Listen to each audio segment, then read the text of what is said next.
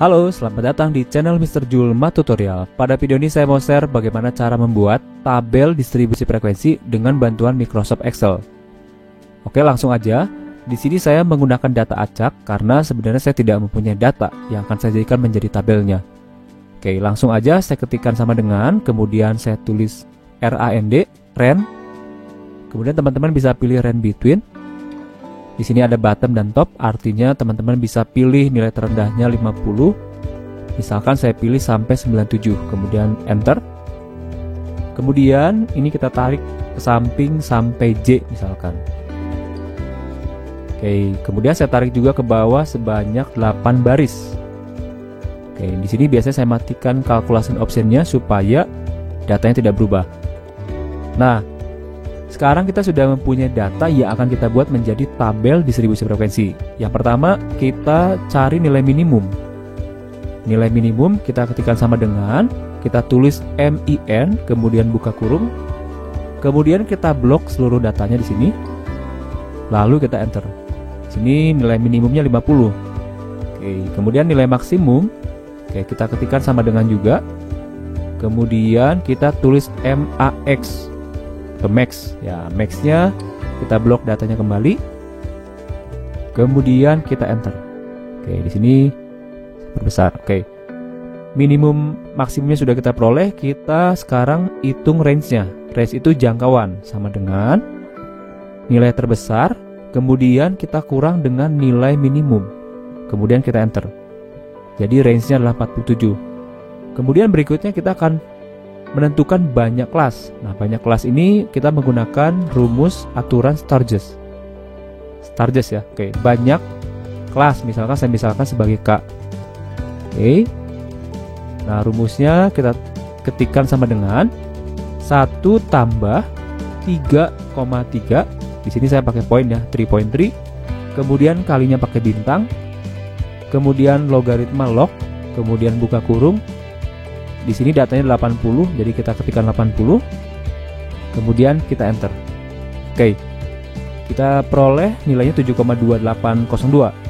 Nah, kalau kita peroleh 7,2 sekian, kita bisa pilih 7 atau 8. Di sini misal saya pilih K-nya itu misalkan saya pilih 8. Ya, kita coba 8 ya. Banyak kelas sudah. Nah, sekarang kita akan mencari panjang kelas. Panjang kelas kita misalkan sebagai P. Panjang kelas itu rumusnya sama dengan range-nya kita bagi dengan banyak kelas atau K yang kita pilih yaitu 8. Kemudian kita enter. Di sini juga kita peroleh nilainya 5,875. Nah, ini kita bisa pilih 5 atau 6. Misalkan kita pilih 6 deh. Oke, kemudian kita sudah peroleh minimum, maksimum, range, banyak kelas dan banyak kelas. Kita akan buat tabelnya. Misalkan kita buat di sini aja.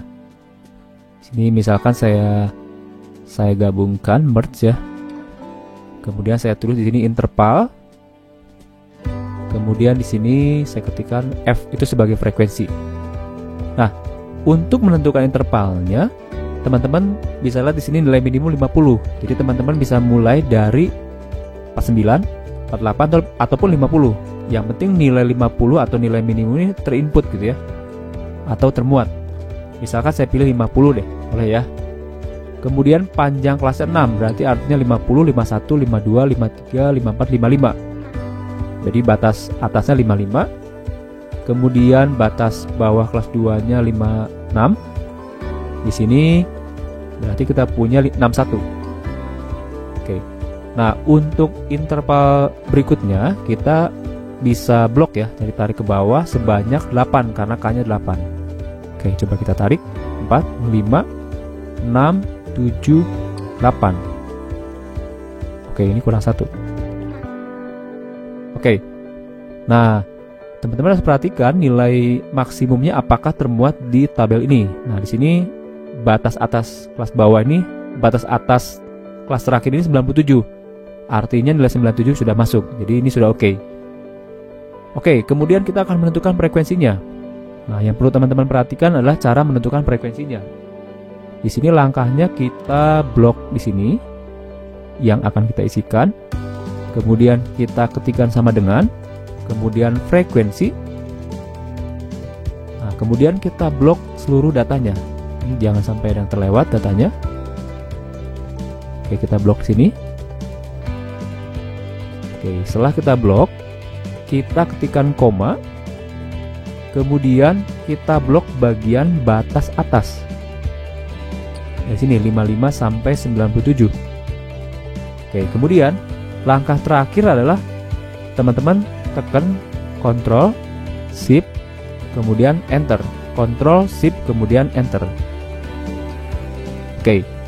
Di sini sudah muncul frekuensi dari masing-masing interval. Oke, untuk memastikan apakah benar ya, ini 80. Coba kita cek, kita menggunakan sum ya. Sama dengan sum, buka kurung, coba kita hitung apakah benar-benar 80.